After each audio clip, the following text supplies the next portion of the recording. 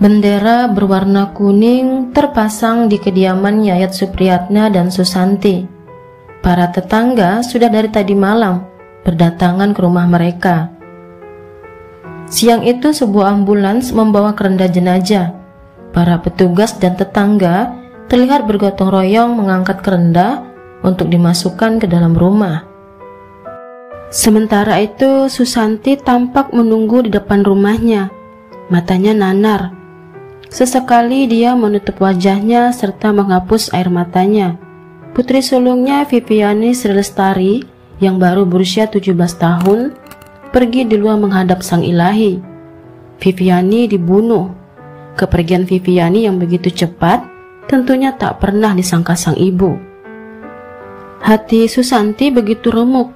Di kepalanya berjuta tanya apa yang sebenarnya terjadi pada anak gadisnya itu. Bukankah terakhir kalinya mereka bertemu, semuanya tampak baik-baik saja. Sehari sebelumnya, siang hari tanggal 21 Juni 2019, seorang warga desa Babat, Tangerang Selatan menemukan jenazah wanita muda terlungkup di pinggir jalan. Mulai dari leher, tangan, dan kakinya terikat dengan tali rafia merah. Penemuan mayat wanita itu kemudian dilaporkannya ke warga, RT dan kepala desa. Namun tak ada satupun yang mengenali jenazah itu. Kemudian mereka pun melaporkan ke Polres Tangerang Selatan. Petugas pun datang menjemput mayat itu untuk dibawa ke rumah sakit terdekat guna otopsi. Dari hasil otopsi diketahuilah jika penyebab kematian si mayat adalah karena oksigen yang tak bisa lewat dari tenggorokan, serta ditemukannya retakan di tulang leher di bagian tenggorokan, bahkan nyaris patah. Kuat dugaan jika korban tewas karena dicekik. Awalnya polisi tak menemukan identitas mayat. Karenanya polisi menyebar sketsa wajah mayat, bahkan sampai diupload di jejaringan sosial. Dari jejaringan sosial inilah di hari yang sama tanggal 21 Juni 2019 sepasang suami istri datang ke kantor polisi melapor jika anaknya tak bisa dihubungi. Terus setelah ada yang menunjukkan sketsa mayat wajah wanita muda, mereka menyadari jika sketsa itu mirip dengan anak mereka. Dan saat sampai di rumah sakit, sang ibu langsung mengenalin jika benar itu jenazah putri mereka, Viviani Sri Lestari.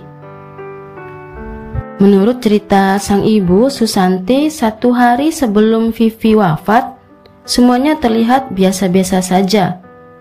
Hari itu dia pergi ke sekolah anaknya yang lain. Saat hendak pergi, Vivi saat itu masih di rumah. Namun saat dia pulang, Vivi sudah tak di rumah. Susanti sempat mencarinya.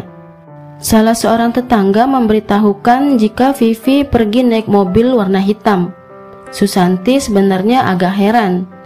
Kenapa anaknya pergi tapi tak pamit padanya? Bahkan Susanti tak tahu pakaian apa yang digunakan anaknya itu saat pergi dari rumah. Vivi sebenarnya saat itu tak pergi dengan orang asing. Dia pergi dengan tunangannya, Zakaria, yang berusia 18 tahun. Menurut cerita Zakaria, pagi menjelang siang hari itu, Zakaria menjemput Vivi dari rumahnya. Saat di mobil mereka ngobrol seperti biasa. Lantas Zakaria menegur Vivi untuk tidak lagi pulang malam-malam karena dia sudah berstatus tunangannya. Namun Vivi tak terima. Saat itu cekcok mulut pun terjadi di mobil. Vivi kemudian membanding-bandingkan Zakaria dengan mantannya yang lain. Saat itu Zakaria mengingatkannya untuk bisa menerima dirinya apa adanya. Tak usah lagi membanding-bandingkannya dengan sang mantan. Terlebih lagi di waktu itu bulan depannya mereka akan menikah. Namun cekcok mulut makin menjadi-jadi. Vivi kemudian sempat memukul Zakaria. Pemuda itu pun tak terima. Emosinya naik. Dia pun memberhentikan mobilnya. Dia keluar dari mobilnya dan berjalan ke pintu sebelah kiri. Zakaria yang sudah sangat emosi mendatangi Vivi, kemudian masuk ke dalam mobil. Sadar tanpa sadar, Zakaria mencekik leher Vivi. Vivi sempat melawan, namun tak kuasa melawan tenaga Zakaria. Hingga akhirnya, krek, tulang tenggorokan leher Vivi retak dan nyaris patah. Vivi tewas lantaran tak bisa bernafas lagi. Zakaria pun tersadar. Bingung dan panik, dia pun masuk ke dalam mobil. Zakaria hidupkan mobilnya dan pergi tak tahu arah.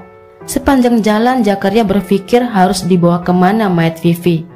Terlintaslah di pikirannya untuk singgah ke warung membeli tali rafia.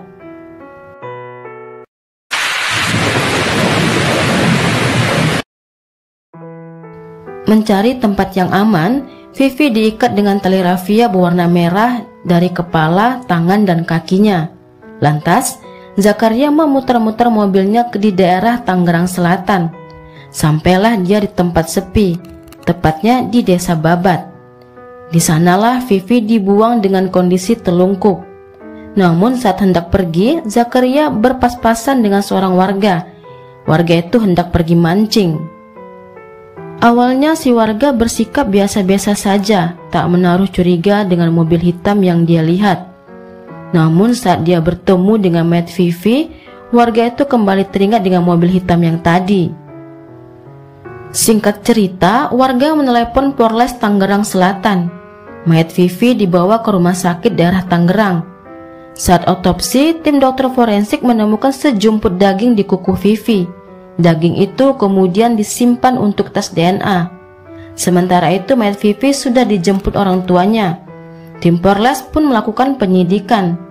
Dari hasil penyidikan mengerucutlah pada orang yang terdekat Vivi. Orang itu tak lain adalah tunangannya Zakaria. Saat diperiksa polisi, polisi menemukan DNA yang sama dengan sejumput daging di kuku Vivi. Zakaria awalnya mengelak. Namun orang tua Zakaria mengajaknya bicara, dan dia pun mengakuinya. Begini ucapan orang tua Zakaria.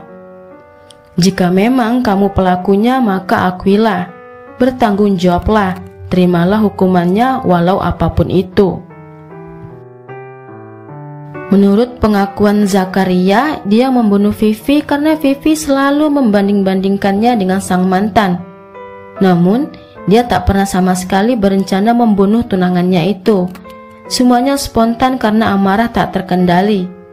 Zakaria mengaku kala itu ia hilaf. Sampai di sini dulu kisah dan cerita dari saya. Terima kasih sudah menonton.